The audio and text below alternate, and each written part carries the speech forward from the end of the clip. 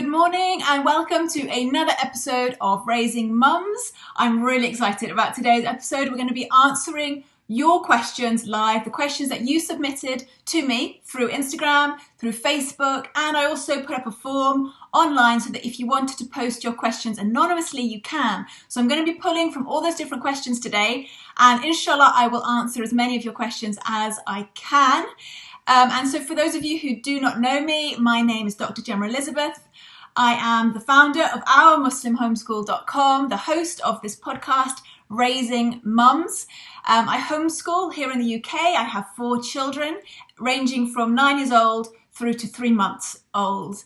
And I've been doing these episodes now on a weekly basis every Sunday at 10 a.m. They stream live on Facebook and on Instagram, and then I upload them to YouTube, to my blog, and onto the podcast Raising Mums for those of you who prefer to listen on the go. So I'm really excited about today. I'm really excited because I'm going to be answering your questions. And as we go along, please feel free to pop in your answers to these questions in the comments. If you feel like I've missed something or you want to add into the answer, feel free to pop your response into the comments as we go along, and let's add value to everyone who's on here. Usually I don't get a chance to check through the comments as I go along because it makes me lose my train of thought. But this session is a different format because we're answering your questions. I'm going to really make an effort to go through the comments as we go along. So I hope you will contribute to the discussion. And tag your friends if you think they might be online and would like to join this discussion live or watch it later on, then tag your friends and they can come back and watch it later. Before we get into everything, I want to introduce the sponsor for today's episode. It is once again our friends at wordunited.com. Wordunited.com sell educational resources. They sell books and toys, but they also publish. They publish their own books, and today they've asked me to highlight their flashcards. So they have write and wipe flashcard kits, which you can use to practice, or children can use to practice writing time after time. And those flashcards are to teach English and foreign languages. So they're cards, we have multiple sets of these cards. They're thick, they're strong, they're oversized, they're double-sided, and I can attest to the fact they're very, very well made. They come complete with pens, instructions, stickers, and they're all in a durable box. And so, like I said, you can use these cards to teach your children the alphabet, colours, shapes, numbers, and verbs in English, Arabic, French, Spanish, and German. And these flashcards, they're called write and wipe flashcards, and their books are on special offer at the moment with up to 40% off for a limited time. Plus, if you home educate, you get an additional discount. So you get another 10% off those cards or off anything you buy, anytime you buy, if you use the discount code WU for Home Ed. And that discount code is on the Facebook underneath this video. For you guys, it's WU for Home Ed, all lowercase, and the number 4. Right, so thank you again, Word United, for sponsoring yet another episode of Raising Mums. We really appreciate it. Thank you so much for making it possible to do these episodes. So before we start, I can see people hopping in. Assalamu alaikum, Dawn. I'm so glad you're here. Assalamu alaikum. More people coming on Facebook too. Right. So before we get started with your questions, just a little update of what's happening in this coming month for Our Muslim Homeschool. So this is the last episode of this season of episodes of Raising Mums. You can go back and you can watch previous episodes all on my website. You can watch them on Facebook if you click on the videos tab on Our Muslim Homeschool page. You can go to YouTube. There's tons of places you can go back and watch. There are at least 20 other episodes. I think there might be a few extra bonus episodes in there as well if you want to. And I'm taking this time away so that I can work on my upcoming course, which is for new homeschoolers or people who are considering homeschooling. So if you are interested in that, make sure you get onto my mailing list so that you're informed about early bird discounts and all of that good stuff. Also, while I'm away, I've got a ton of other things happening. Rajab is coming up, the Islamic month of Rajab. I've got 2 blog posts coming out. One of them is activities you can do with your children during Rajab. Another one will be ways to encourage your children to pray. And those will be coming out within the next month. I've also got a series of giveaways coming up on Instagram. So if you're not already following me on Instagram, head over to my Instagram account, Our Muslim Homeschool, and follow me there. I think I've got at least 6 giveaways that are going to be happening in the month of March, inshallah. So stay tuned for all of that. So there's a lot of good stuff coming. So I'm not going away completely. I've just got other things coming up in the pipeline, and I will be back to do more episodes, inshallah. So these questions. I ask for questions on Facebook, I ask for questions on Instagram, and I put that form up online if you wanted to post me a question anonymously. I got close to 100 questions asking me a whole variety of topics, some very complex and lengthy questions, and some really simple ones. What I'm going to try and do now is just get through as many as I can in the time that we have. And I'll take a few from the anonymous bit, some from Facebook, some from Instagram, and let's just see how we get on. Right, the first question, it's a good one. So this was the very first question that somebody sent me. So that's why I'm going to answer this one first. And it was left anonymously. So she says, Salam sister, here I am again.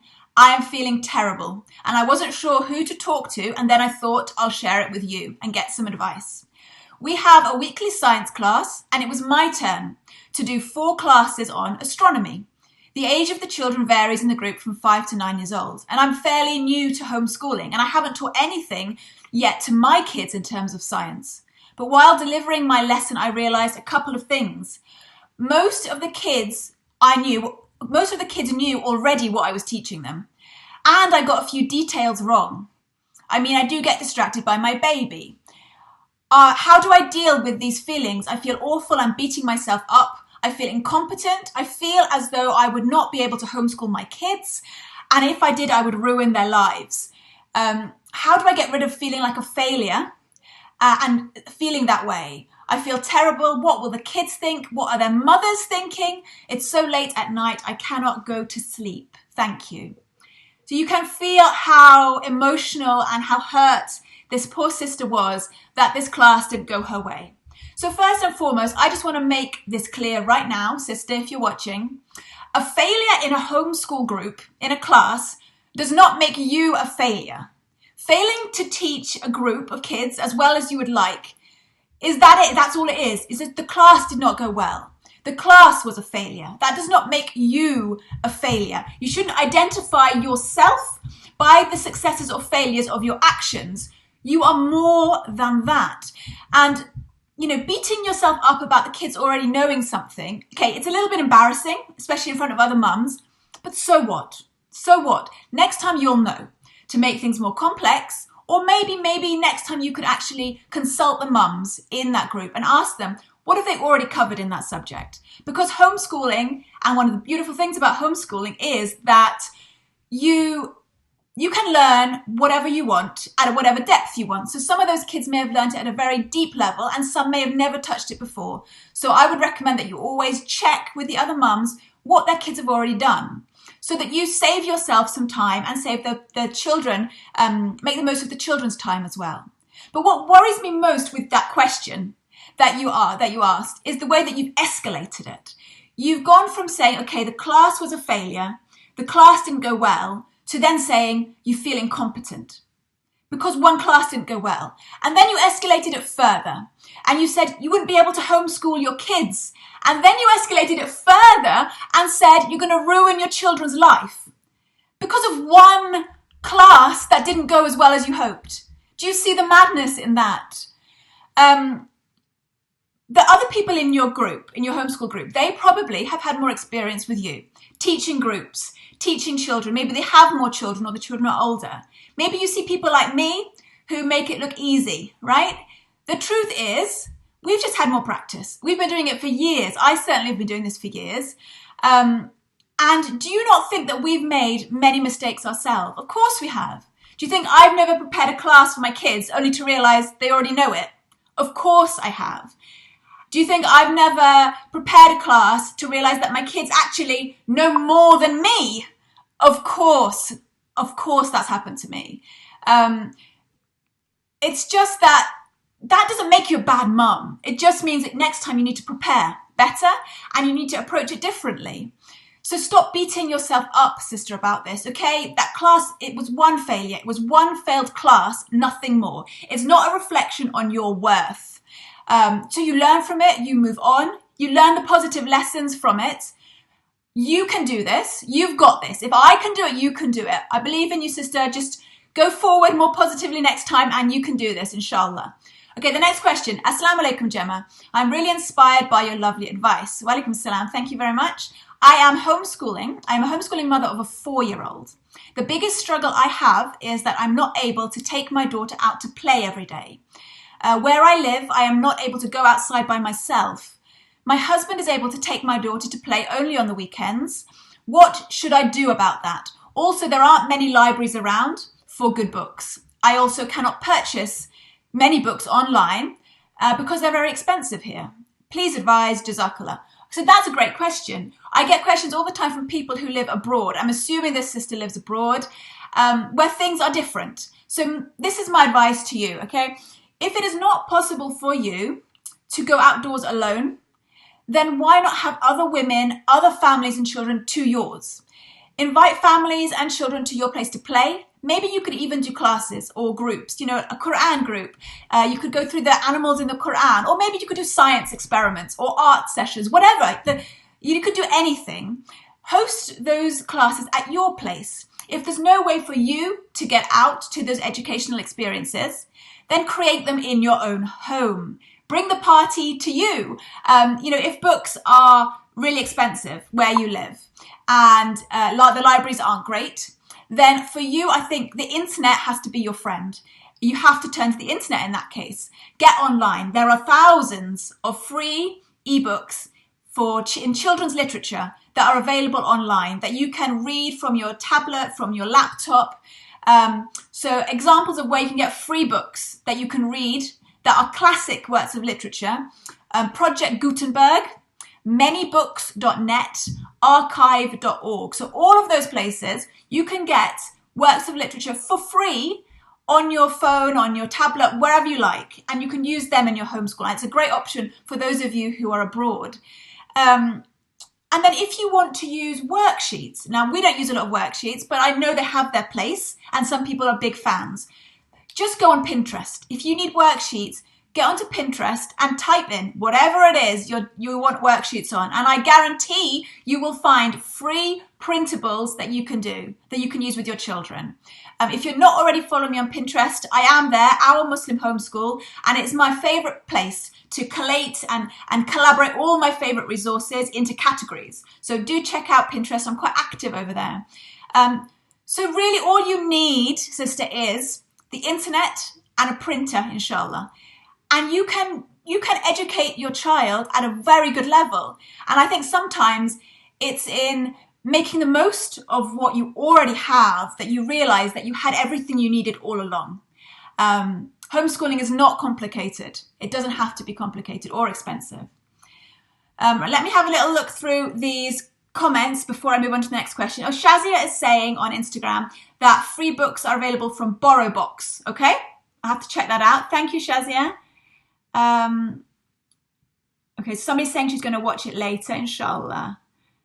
Okay, I don't think there's any more comments. Okay, somebody's asked what we're talking about. We're answering questions that people have sent to me about homeschooling and parenting. I think that's everything on Instagram. Just have a quick check over on Facebook. Okay, yeah, so Acorn Homeschool is also saying they don't have good libraries in Islamabad either. So go online, check out those 3 sites I mentioned, and you can find so many good works of literature and other books as well online for free. I think after a certain number of years, I don't remember how many, it might be 20, that all books, all publications go into what's called the public domain, which means it's free for everybody. Copyright no longer is valid on those books, and so you can upload them for free online. So if it's a book that's over about 20 years old, you should be able to find that for free. Right. Okay, so the next question. This is a good one. How do you deal with the question, I'm bored? I understand there's research showing that it's good for kids to be bored, but that question triggers my mum guilt madly. I'm not entertaining them enough, they're bored at home, I'm not doing a good enough job, etc. How do I deal with that? Thank you for that question. So I think you kind of answered that question yourself, sister. You should not be feeling guilty if your children are bored. You said it yourself, boredom is good for them. So what is there to feel guilty about? Boredom helps your children to become creative. In today's world of non-stop entertainment, boredom is actually seen as a bad thing. Parents, and we know this ourselves, parents are led, because of society and the way the world works now, to overschedule their children's lives. There's no more time anymore for child-led play. Boredom allows kids to get creative. It gives them the opportunity to make discoveries, to get curious. It gives them the opportunity to be self-reliant and a bit resilient as well. If you have free time, you have the opportunity to try things out.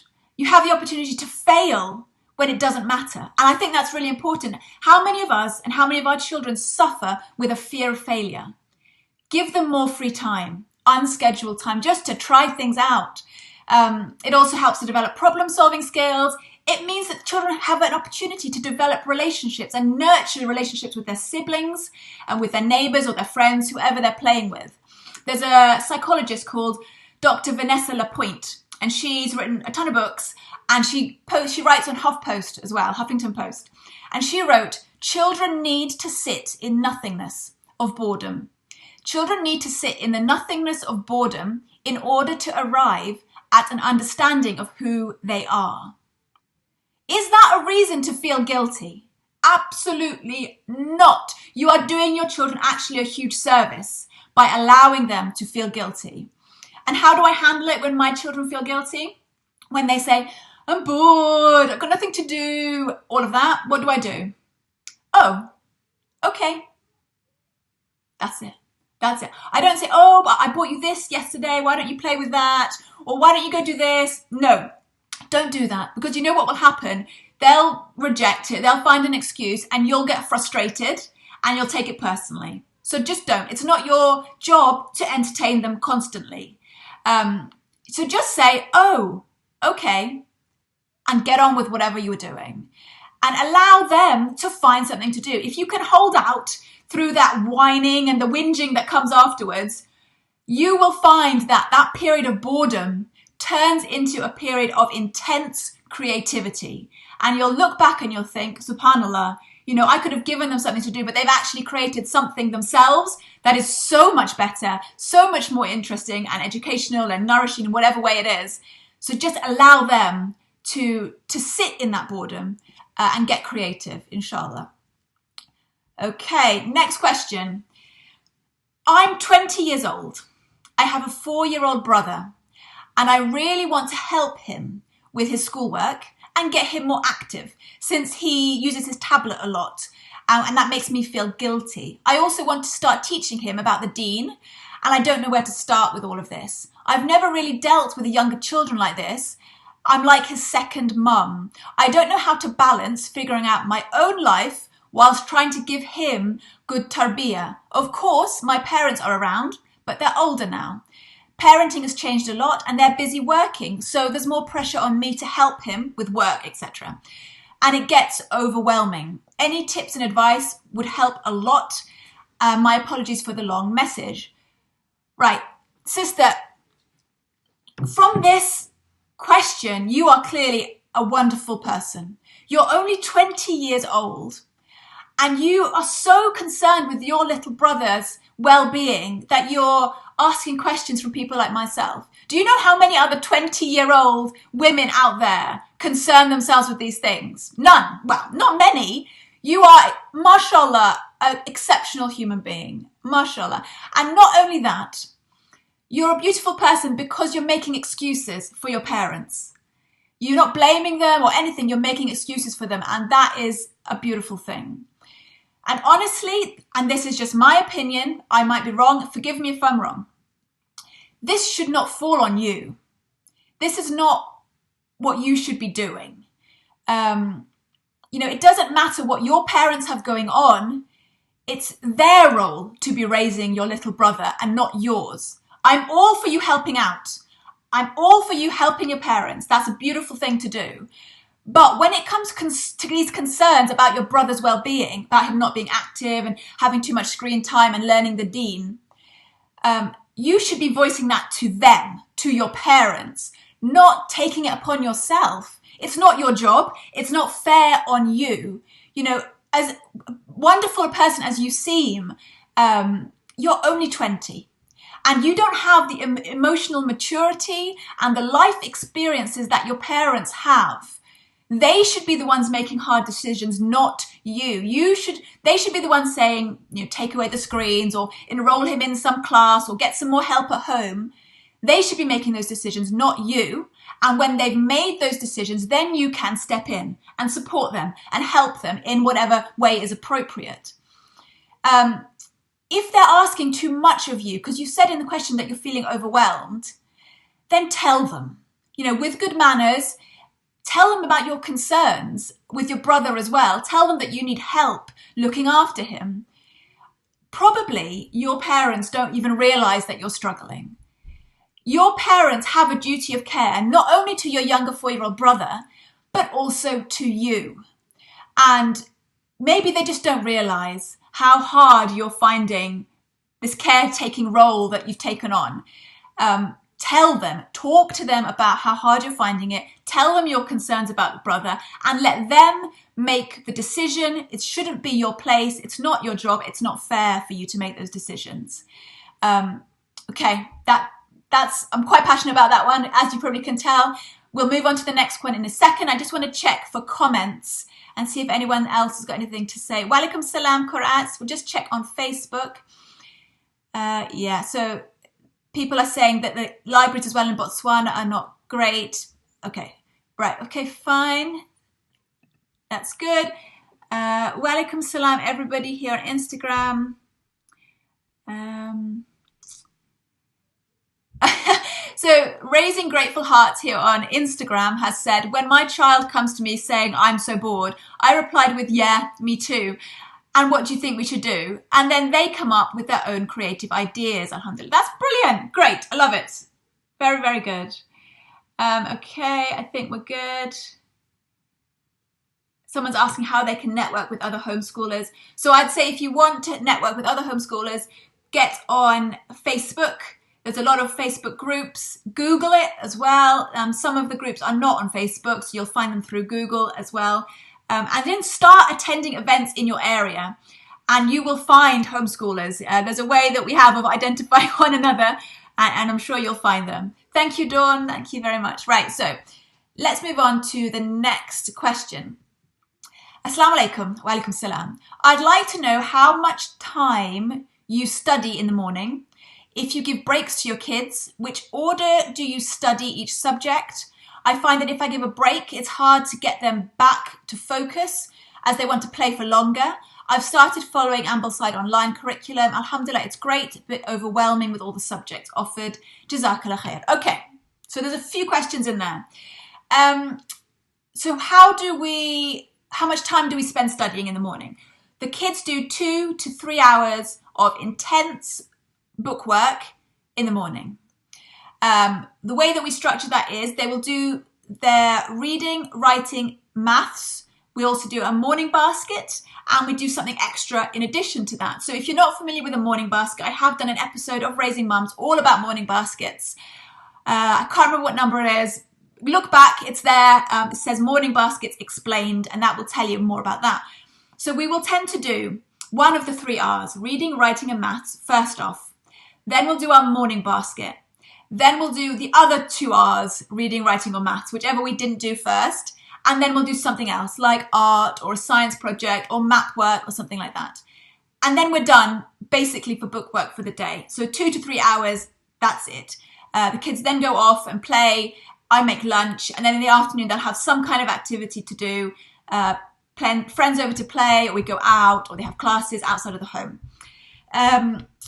But I don't stick to a very rigid schedule every day, every week. I change things up as life requires me to do. I mentioned at the beginning of this video, I've got a 3-month-old baby. So sometimes I have to accommodate his needs, and that means changing things up.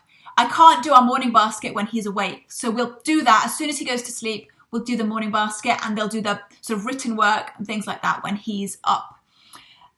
Do the kids get breaks? Yeah. So we do give the kids breaks, but like you, if I give the kids break and I let them go out of the room, it's like you said, it's very hard to bring them back to focus. And I really need those 2 to 3 hours of focused work so that they can have their afternoon off. So what we do now is they get a break, but they can't leave our homeschool space. We do our homeschool in our living room area. They can take 15 minutes break when we need it, when they need it, but they have to stay in this room. Because like you say, if you let them go off upstairs to play with their toys or do whatever, they get involved and engrossed in their play. And like us, we wouldn't want to be torn away from something we've just started. They don't want to either. So to minimize that happening, their breaks are done in our school area. And then after we're finished, they can go off and do their own thing. What other question was in there? Yes, okay. And then she asked about Ambleside Online, and she says it's a bit overwhelming. Yeah, I can see that. We use a curriculum called Ambleside Online. It's a free homeschooling curriculum that follows the Charlotte Mason philosophy of education. And this sister is saying she uses it, but she finds it overwhelming. There are a lot of subjects, and that is what Charlotte Mason philosophy is all about. It's a wide feast, and your child takes from that feast. So it can be overwhelming if you're starting out with all of it. So what I'd suggest to you, and that's the way I started as well, is to start with just a few of those subjects. You don't have to start with the full schedule, the full curriculum right from the beginning. Start with a few and see how you get on, see how you manage, and then slowly add in more subjects once you've found your feet and found your confidence. Okay, I think I've answered that one as best I can. I'll just have a look. I've seen some comments popping up on Instagram, so I'll just have a little scroll through. So somebody's asking about drama in their homeschool. Do they do drama? We don't do drama, but if any of you guys have incorporated theatre, drama, that kind of stuff into your homeschool, please let us know in the comments. Do I speak Arabic? No, but my boys do. My boys go to Arabic classes outside the home, and their Arabic is getting really good, mashallah. They have private conversations now, so I don't know what's going on. It's a downside of teaching them something you don't know. When my child, 9-year-old, he doesn't like to study, but he likes sports. I'm a single parent.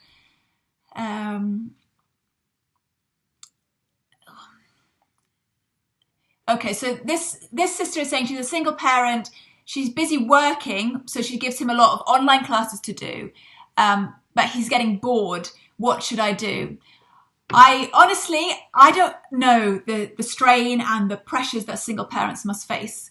It must be incredibly difficult not to have that support system, and you're juggling even more balls than I am juggling. So my heart really does go out to you. I think online classes are a great way to manage. If your son's finding it boring, then change it up. Change what the classes he's doing. See if there's a way that actually you can incorporate him into your work as well if you work from home. I know a lot of homeschooling mothers do that. They actually employ their elder sons and daughters to join them in the business. And they learn a lot of life skills that way. If any of you are single mothers homeschooling, I'd love to know your input on that question as well. Okay. We've got a lot of questions coming up. Mashallah. Okay, so Sister Sujana has asked, you mentioned you do loop subjects. Then you don't cover those subjects outside of the morning time, or is that enough? So we have a loop within our morning time. So those are subjects that we don't need to cover on a daily basis, but we cover on a weekly basis.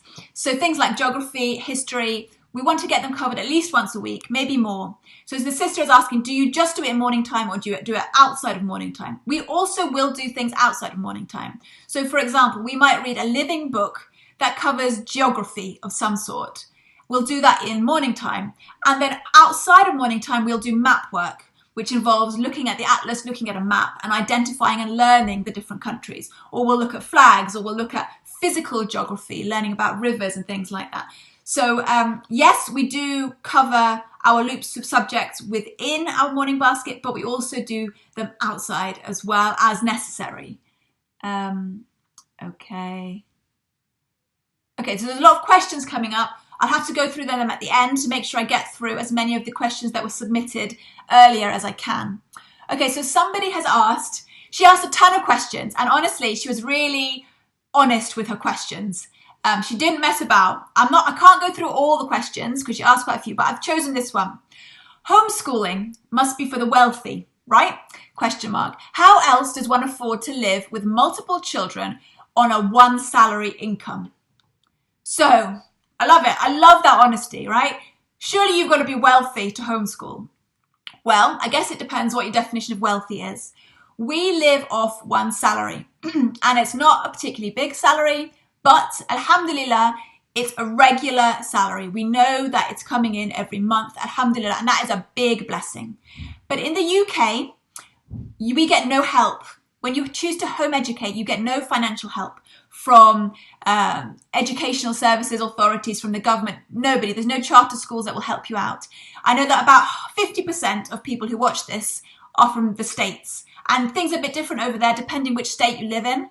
In the UK, though, we get no financial assistance. So if you want to homeschool, you have to make the sacrifices financially to do that. And we have sacrificed a lot, as other families who homeschool do. And we do so willingly. We live simply. I accept hand-me-downs from family and friends. I don't spend money on things that other people do spend money on. Things like going to the cinema, eating out. We do eat out, but it's very rare. And we all choose, let's be honest, cheap places to eat out. We rarely buy clothes. Honestly, I rarely buy clothes for myself. I make them stretch. And for my kids, most of my children's clothes come from family who've bought them clothing. We buy secondhand books. And the way that we homeschool as well, the Charlotte Mason approach, is very cost effective. You invest in a few books and you use them for years with all your children.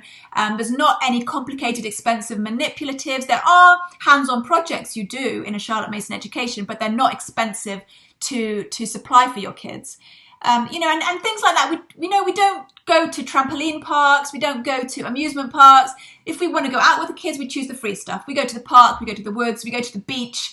And ultimately, those things are probably better for them anyway. So you can homeschool on a tight budget, but it does require you to sacrifice an awful lot when you're living off just one income.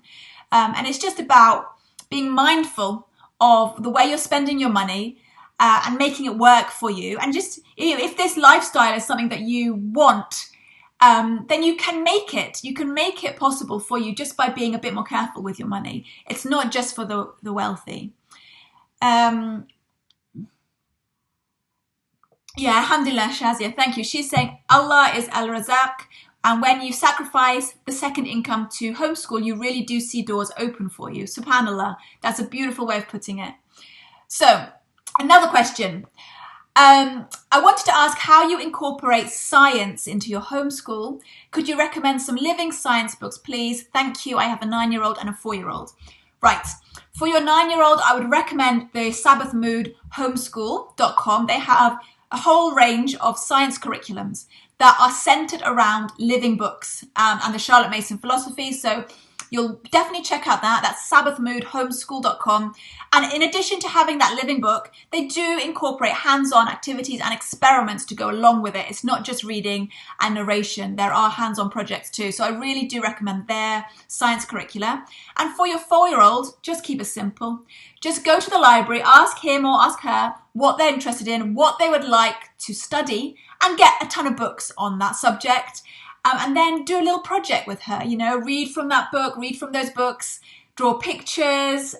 If she wants to, you can do an art project. If she wants to do something, some kind of experiment with it, you can do that. But with your 4-year-old, just keep it simple. Just go to the library, get some books. You don't need an expensive, complicated curriculum for that age at all. Okay. Yes, somebody here on Facebook is saying that homeschooling is a lifestyle. Absolutely. It's a lifestyle that you create that suits your family and the needs of your family. Assalamu alaikum, Gemma. Thank you for this opportunity. Allah reward you. Ameen. I just wanted to ask, how you're always so fresh and smiling. How you're always so fresh and smiling and full of life. I have 3 kids, mashallah, and one of them just turned 1. She doesn't sleep well. All through the night, she keeps waking up multiple times. We've all been there, oh yeah. And that disturbs my sleep. I just can't wake up early in the morning. I can't start our day before 10 o'clock, which means that everything planned for the day is dragged well into the evening. The kids get frustrated because it's such a long day, and we eventually get everything done. We eventually manage to get everything done that is planned, but it's less fun and more frustration and sometimes yelling on my part. And everything just feels like a chore. I hope to get an advice from you, inshallah. Jazakallah khair. Okay, so there's a few things in that question that really jumped out at me. First of all, this really long day that you're having, that you're starting at 10 and you're not finishing till the evening. That is a very long day to be schooling. Like I just said, we homeschool like intensely with books for 2 to 3 hours, and that's it, we're done for the day. So I would want you, sister, to look at your homeschool day and what you have planned and try and think differently, okay? See, is there a way you can teach these subjects differently to save time in a way that is less time consuming? Or maybe can you just cut something out altogether? Is it really necessary that your children do that at this season in your life? Maybe you want your children to learn coding or touch typing. Maybe you want your children to learn the history of, whatever country it is you're from. But you can do that another year. You've got a 1-year-old child right now. Maybe now is not the time. So have a look at your schedule and see what you can cut out. And honestly, there are so many beautiful things that we want to teach our children. But the reality is you are never going to be able to teach your children everything that they need to know before they leave home. How many of us left home knowing everything we would ever need to know and never need to learn another thing again? None of us. We've all in our adult life had to study, to learn more, to keep learning. And your children will be the same. So take that pressure off yourself. You're never going to be able to cover everything before they leave home. So have a look at what you're teaching them. Can you get rid of some of those things?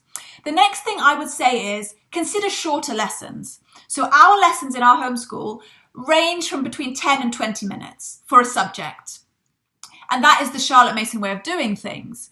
Your children can only concentrate for a certain amount of time. So development experts, they say that on average, that an average 4 to 5-year-old should be able to stay focused on a task for between 4 and 20 minutes for a lesson. There's a little rule that you can use that I think will help you, okay? You take the age of your child and you multiply it by 2. That should be the minimum length of the lesson. So if you have a 4-year-old, look at lessons that are only 8 minutes long. If you have a 5-year-old, 10 minutes. If your children are used to sitting still and concentrating and you've trained them in a way to focus for longer periods of time, you can increase that. You can times it by 3 or 4, but never times that number by more than 5. So you have a 4-year-old, their lesson should never be more than 20 minutes long. If you have an 8-year-old, their lesson should never be more than an hour. And that to me I would consider that a very exceptional 8-year-old to be able to sit for an hour.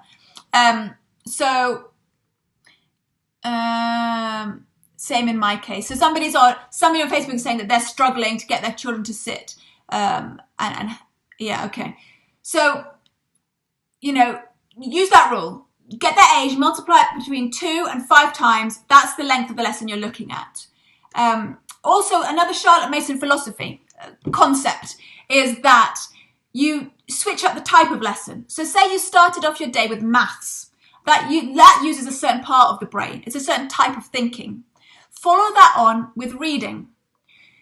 You wouldn't follow that on with perhaps physics or something that involves the same kind of thinking. So follow that on with reading. Follow your reading lesson on with another subject that is a different type of thinking. So say writing. You get your children to do the handwriting after reading. It's using a different part of their brain. Do not follow reading on with another subject that requires reading. So you do that, you switch up the type of lessons that you're teaching.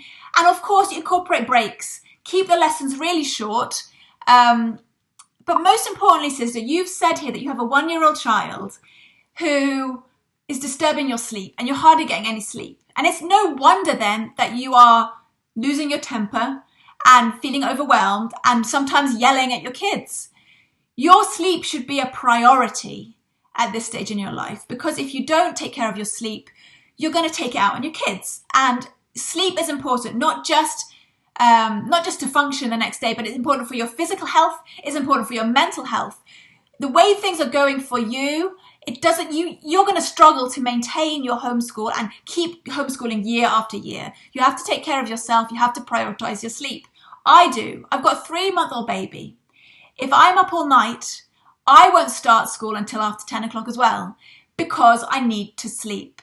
And it's okay. That's all right. You have plenty of time to teach your children. Things will get easier in terms of sleep. And when it does, then you can catch up if you need to. But make sleep a priority. Make your health a priority.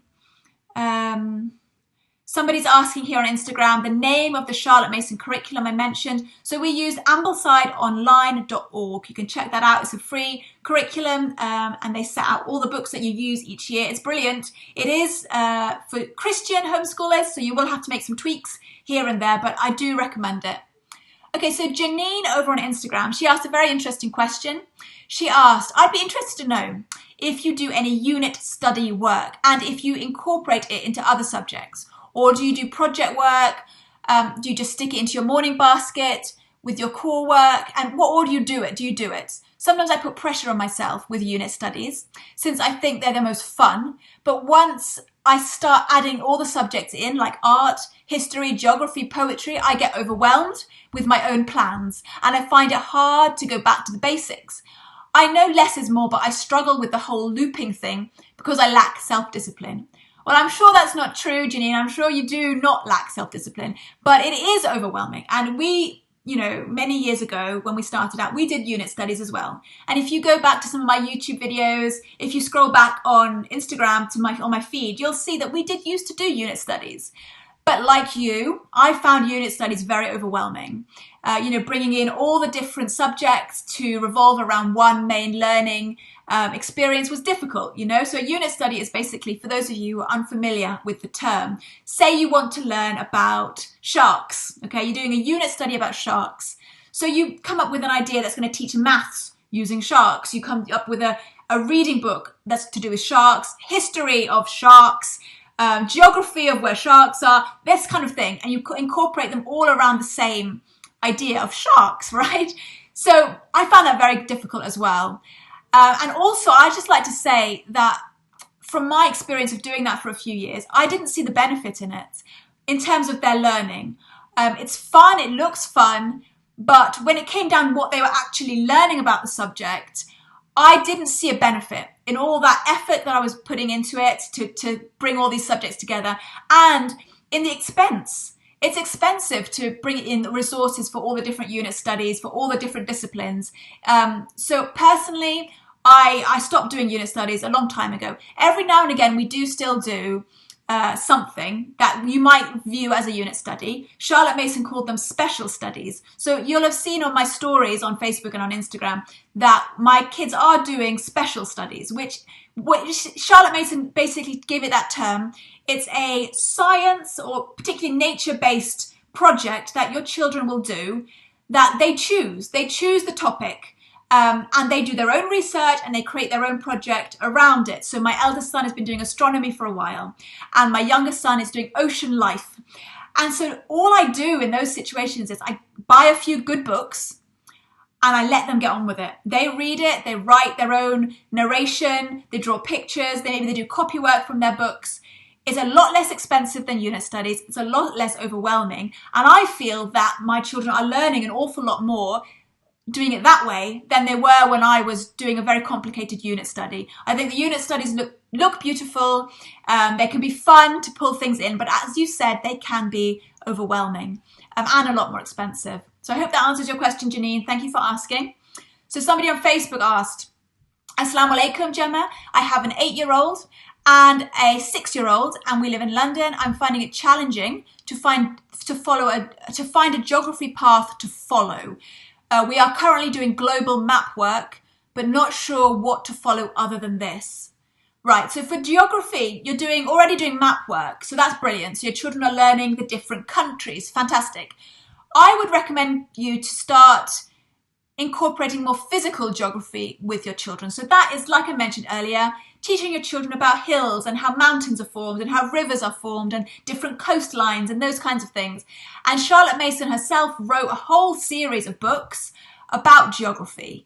And if you look them up, I think 2 of them are easy to get hold of on Amazon.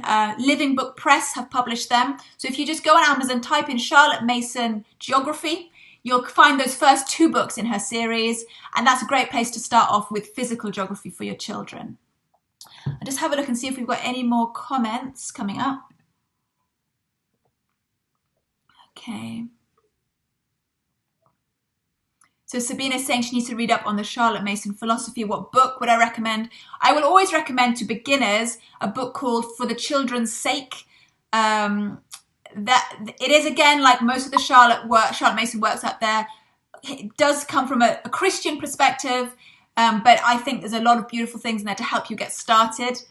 Yeah. Okay, a lot of questions. Yes, somebody, Rahana is saying that she liked Elementary Geography by Charlotte Mason. It's a good one. Yeah, that's the one. That's the first book. And there is actually a second book in that series if you want to look that up. And what have we got on here? Somebody's asked on Instagram, do you mind answering how your children are doing? Do you feel they are extremely above average? And honestly, I think my children are pretty average kids. Like all children, they have their strengths and they have their weaknesses. And the wonderful thing about homeschooling is that you can help them to develop those strengths and you can spend more time on their weaknesses. I don't think they're particularly above average, but in certain areas they are. And in certain areas, they're probably not as good as average, and we work on developing them. Homeschooling doesn't make your children geniuses. It just gives you an opportunity to educate them in a way that really will nurture what they've already been given and help them to work on their weaknesses, like I say. So no, my kids are not geniuses. They're not above average. They're pretty normal kids. Okay. Right, I'll move on to the next question. You know what? I want to actually honour those of you who have shown up live here today and answer some of your questions, because I know it takes a lot to find the time to tune in live to one of these sessions. You've all got busy lives and you've all come here today. So I'm going to try and answer a couple of questions that have popped up here on Facebook and a couple of questions that popped up on Instagram, and then we'll wrap up. For those of you on Instagram, I think it's going to cut out at 1 hour. Instagram only allows me to do 1 hour lives, and then it cuts you out. So if it does cut out, hop over to Facebook, and we'll carry on over there. Let me just start on Instagram, just in case you do cut out. Right, how do I manage my time? Shelma is asking, how do I manage my time? So I've done videos on this in the past, previous episodes of Raising Mums. There's one called How to Run Your Home Like a Boss, How to Run Your Home Like a Boss Part 2. There's another one about time management. They were done about a year ago. So if you have time, go check them out. And that will answer your question much more fully than I can do right now. Yeah, so another sister saying that when she had a 1-year-old, I used to make sleep and awake times varying so that I can give each their fullness. Yeah, subhanAllah, that's beautiful. So work around your child's schedule, your baby's schedule. Salam. So our little homeschool journey is saying, Salam, loving all the great tips. My question is, I'm teaching my kids. I'm just talking at them or reading information from them from a book, and it just feels so boring. Oh dear. Right, so how can I make it fun? If reading from a book seems boring, then honestly, you're choosing the wrong books. I love the books that we read, and it never seems boring to me. We were recently reading one work of literature. It's called Robin Hood. It's not for everybody, but we really enjoyed it. And the kids were rolling on the floor, literally laughing, cracking jokes about what happened in the story. If the books you're using are boring you, and it's just informational text you're reading, change it up. look for living books. If you're not sure what living books are, Google it. You will find a whole wealth of information about different types of living books, how to recognize a living book. But essentially what it is it's a book that you can enjoy with multiple age ranges, that you can read again and again and still keep learning, and that teaches typically through a narrative style, through a storytelling style, but not always. And they're just really good books that not only will your children enjoy, but you will enjoy. So I really recommend that you have a look and try and find a living book in whatever subject it is you're trying to teach. And let's have a look.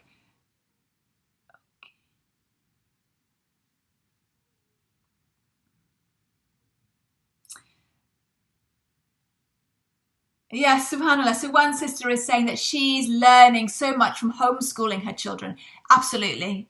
I think we all have that experience, that homeschooling really remedies the deficiencies in our own education, and we're able to fill in those blanks ourselves while our children also benefit. That's beautiful.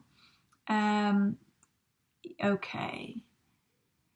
Has anyone got tips about timetables? Tips and advice, please. My children are 7 and 4. Jazakallah khair. So timetable wise, we don't use a set timetable. So we don't say 9 to 10, maths, 10 to 11, this, we don't do that.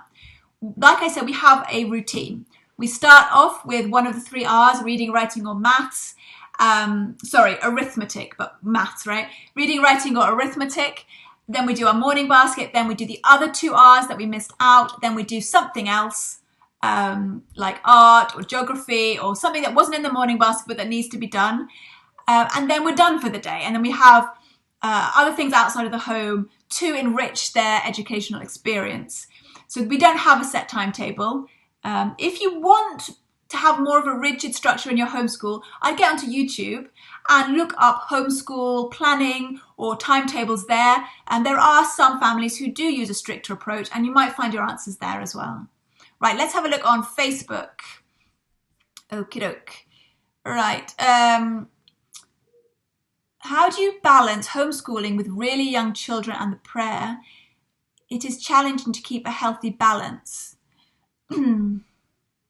So I'm not sure, Sabina, what you mean. Do you mean that you're struggling to remember to pray because you've got to homeschool and you've got little kids? I'm not really sure what you mean. If that's the case, set an alarm on your phone. Set an alarm for each prayer on your phone, and when it rings, you drop everything and you go and pray. Prayer takes priority over homeschooling, over your little children. If your little children are crying, you still need to pray, okay? It doesn't take long to pray. If you've got your wudu as well, it doesn't take long to pray. You pray. And then you can tend to your kids. Then you can go back to homeschooling. If your kids are older, your children should be praying with you anyway. And if they're little kids, they'll probably want to pray with you. So, don't let your little kids, don't let your homeschooling get in the way of your prayer.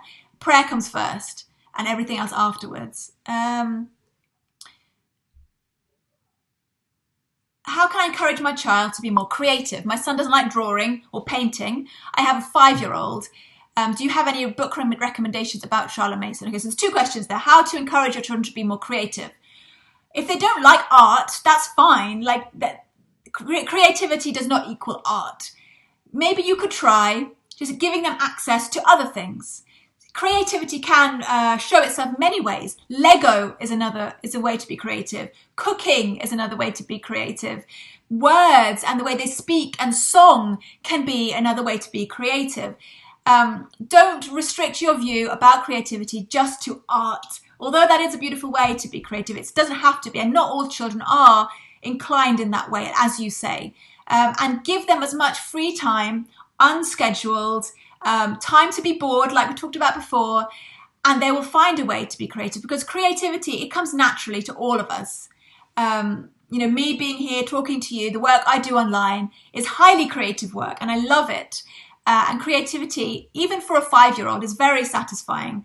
So just give them a free rein to do what they want to do. When my eldest son was little, I think he was less than 5, 3 or 4, I would just give him our recycling bin. And it was full of, cardboard and bits of paper and cardboard tubes and stuff like that. And I'd say, there you go, make something. I'm going to go cook now. And he would glue the things together and he'd make some kind of construction. And that was him being creative. It wasn't a pretty picture. It wasn't a beautiful work of art, but that was him being creative and expressing himself. So if you can find a way, maybe you could try that.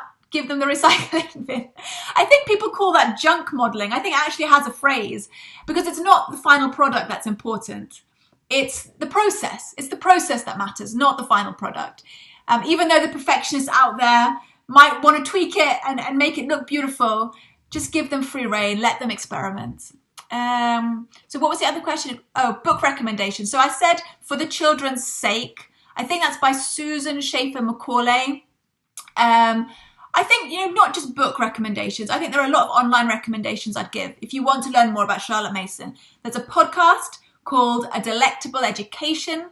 And they've got some episodes that are focused on, I think they call them immersion lessons. So one of the hosts will pretend to be the student and the other one will pretend to be the teacher. And you'll actually get to almost sit in a Charlotte Mason class and see how teaching should look. So they're brilliant. Online courses, there's Modern Miss Mason. She has some great courses about Charlotte Mason philosophy. So more books, let me think. Anything by Karen Andreola. Okay, Karen Andreola, she has a preference for the old-fashioned ways. So if you do read her books, don't assume you have to do things exactly the way she does. But her books do give a really nice way of seeing what a Charlotte Mason education would actually look like in real life, not just in theory. So books by Karen Andreola and For the Children's Sake are a good place to start. And if you're already very familiar with the Charlotte Mason philosophy and you want something more, then the books by Karen Glass are fascinating. Karen Glass is really an expert in that. And she was one of the founders and the people behind Ambleside Online. So her books are excellent.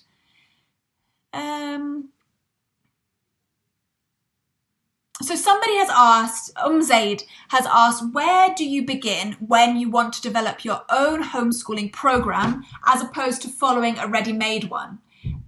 Especially if you want your kids to follow their interests and teach them accordingly. However, at the same time, not wanting gaps in their education, right?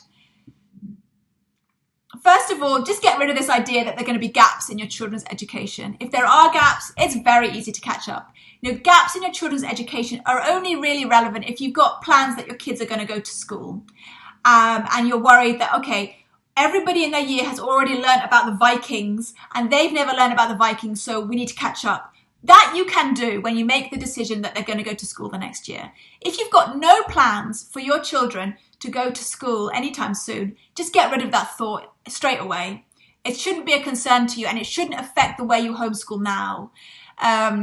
Because like I mentioned previously, your children are never going to learn everything they need to learn for their life after they've left your home. You're never going to be able to teach them everything in the world. So I think what you're saying here is that you want to teach them what interests them. So that's unschooling. That has that term unschooling. So I would recommend for you that you begin by asking them what you want to learn. Then make a trip to the library, get as many books as you can, bring them home and start reading. And as you read from those books to them, they'll get their own ideas about projects they want to do, about artwork they want to do. They'll get ideas about trips they want to make. My son, he's learning about coral at the moment. I told you he's learning about ocean life. We have a garden centre down the road and they sell fish. And amongst there are corals. And so we're going to go to the garden centre, free trip, and go and have a look at what soft corals they sell in that garden centre, in their aquarium section. So you'll come up with ideas. Give yourself that freedom to follow their interests and the trust in yourself that you will find ideas and you'll come up with things. And if you're stressed and you're worried, that's going to affect your creativity and those ideas from flowing. So I hope that helps and answers your question, Zaid. Right, you're about to cut out Facebook. If you want to jump over to Facebook, you're about to cut out Instagram, sorry. So if you want to jump over to Facebook and catch the end of this, then feel free to do that. And if not, then this will all be uploaded onto my website and onto YouTube later on as well. So if we carry on Facebook. Okay, if my child, Sister Hina is asking, if my child is good in studies at school, is it advisable to pull them from school for homeschooling? I'm very confused to take this step or to not take this step. My point of pulling them out is that she'll have more time to learn more skills of her interest, because at school it consumes 8 to 9 hours of her day. Okay, yeah, that's a very valid concern that you have, that, homeschooling is taking up so much of her time that she doesn't have time to really dig deep in the subjects that she wants to. So I think that is a valid reason to take her out of school if you feel that you can help her in that way at home. If she's doing well at school, then she will do even better at home. You don't need to be concerned about that. If she's doing well at school, that means that she already has the self-discipline, that she's already very motivated herself, and that will only increase at home when you give her that freedom. So as long as you have considered all the other aspects of homeschooling and what that entails, then I think that homeschooling would suit her very, very well. Okay, so I think that's all the questions. Forgive me if I missed your question online. And so for those of you who asked questions, who asked me questions and you sent your questions in and I didn't get to them, please don't be disheartened. I apologize, but I'm keeping all of those questions and I will try and answer them in as many future episodes of Raising Mums as I can. I'll also be answering them in my newsletter, so make sure you sign up for my newsletter as well. And there'll be ideas as well that I can use for future blog posts. So I really appreciate all of those questions that you've sent in.